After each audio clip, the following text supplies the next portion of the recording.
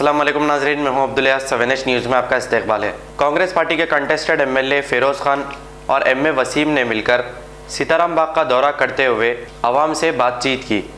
आइए देखते हैं हमारे नुमाइंदे सैयद अब्दुल रऊफ़ की ये रिपोर्ट।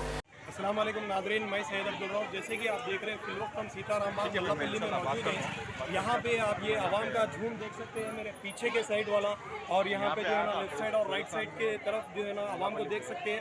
ये आवाम यहाँ पे इसलिए खड़ी हुई है, जैसे कि आपको मालूम है रिसेंटली जो है ना पानी के वजह से बहुत सारे घर डूब गए हैं और बहुत सारे घरों में जो है ना तबाही मची हुई है। किसी के जो है ना घर में अलमारी टूटी है, फ्रिज टूटी है, टीवी टूटी है। वो जैसे कि आप सब जानते हैं केसीआर गवर्नमेंट ने जो है ना 10,000 रुपये का ऐलान किया है, और यहाँ पे इन लोगों का कहना है कि इनको पैसे नहीं मिले। जैसे कि आप देख सकते हैं जो है ना कंटेस्टेड एमएलए हमारे फ़िरोज़ खान भी यहाँ पे मौजूद है।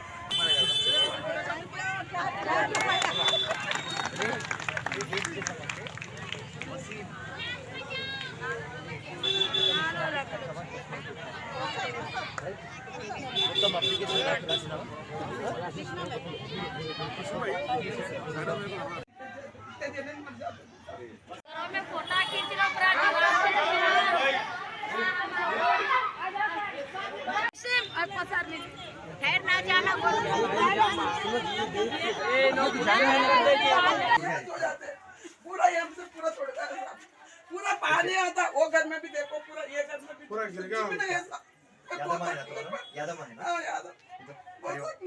ये हमारे यादव का घर है, हमारे गांधी भवन में काम करते। आप देखिए आप कितनी नाइंसाफी। इनके घर को सिर्फ इसलिए पैसा नहीं दिया गया क्योंकि इन्होंने कांग्रेस के गांधी भवन में काम करते। आप मुख्यमंत्री केटीआर साहब ये बोलते हैं कि हम बहुत इंसाफ कर रहे हैं। कहाँ से कर रहे हैं केटीआर साहब? आप देखिए, आप पूरी दीवार टूट गई, ये दीवार टूट गई, बच्चों के ऊपर गिर गई। ये बच्चों को फिट्स आते, हाँ? ये हाल के ऊपर आप रखे आप, हाँ?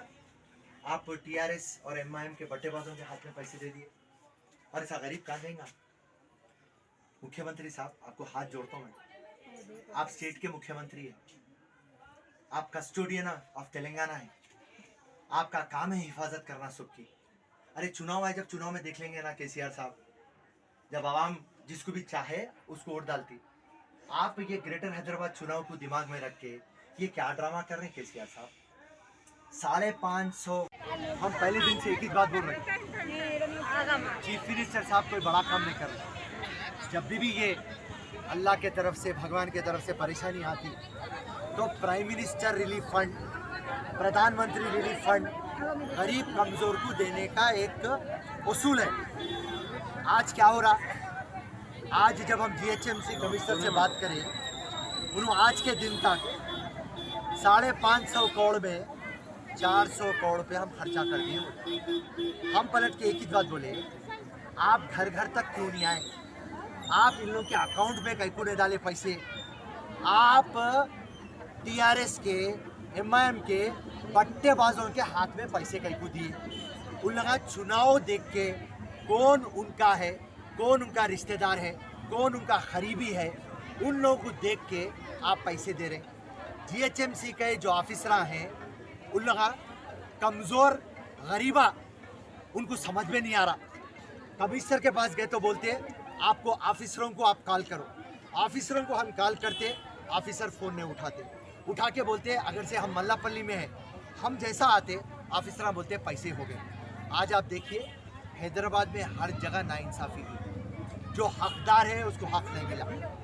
हैरत की बात है, ग्राउंड फ्लोर पे पानी आया,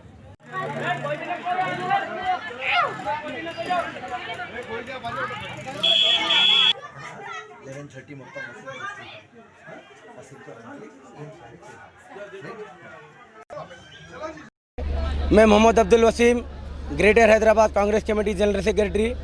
आज जो हमारा सीएम रिलीफ फंड बांटा जा रहा है, ये हमारे जो एमआईएम के लोकल कॉरपोरेटर्स और एमएलए से वो लोग फंड में घपला कर रहे हैं। जैसा ये अपने बोगस वोट्स बनाए, जैसा हर डिवीज़न में बोगस वोट्स बनाए 1/2, 3, 4, 5 बना के हमारे डी क्लास कट्टे के ऊपर 300 घरों का सैंक्शन हुआ, जिसमें से वो कट्टा मैसम्मा से नाले तक आया, जिसमें से एक ही कट्टा मैसम्मा और नाले तक सिर्फ 40 घर हुए।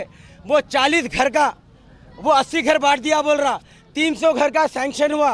पूरे लोग 8 दिन से म्यूनसिपल के चक्करा काट रहे, फिर रहे, ये लोग सुबह से शाम नहीं सो के। तो मैं ये बोल रहा हूँ इकबाल को कि ये हमारे लोगों को, सिर्फ हमारी डी क्लास कट्टा मैसम्मा को वो फंड क्यों रिलीज नहीं कर रहा।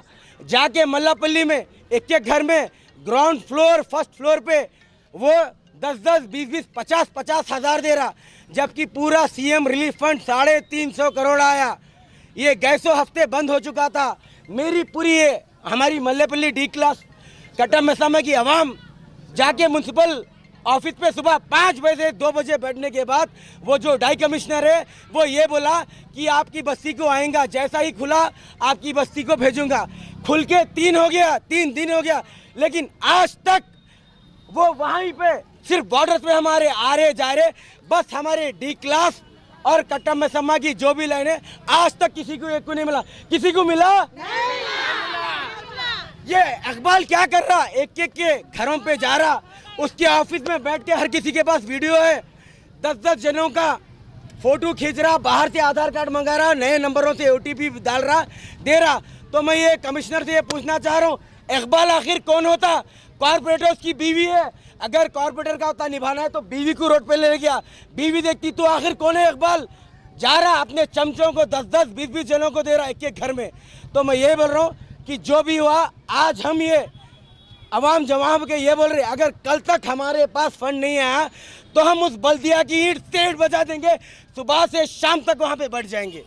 जर्मनटन हॉस्पिटल, ऑर्थोपेडिक से मुताल्लिक हर मरीज यहाँ शिफायाब। बैनुल-अक़वामी शोहरत याफ्ता और इनाम याफ्ता doctor Mir Jawad Zar Khan, senior orthopaedic surgeon, advance operation theatre, ICU, digital x ray, laboratory, physiotherapy, pharmacy, sharing और प्राइवेट रूम्स, लेडी डॉक्टर्स और डॉक्टर अर्जुमन सुल्ताना गायनेकोलॉजिस्ट की खिदमात हासिल। वाजिबी फीस और मुकम्मल सहूलियात से हजारों मुतमईन। एम्बुलेंस से आरास्ता Germanton orthopaedic hospital, pillar number 150, Attapur, Hyderabad. खबर है शहर की, खबर है गाँव की, खबर है सारी दुनिया की। 7H न्यूज पसंद आए तो लाइक कीजिए, शेयर कीजिए और सब्सक्राइब करना ना भूले। 7H न्यूज, आपकी आवाज।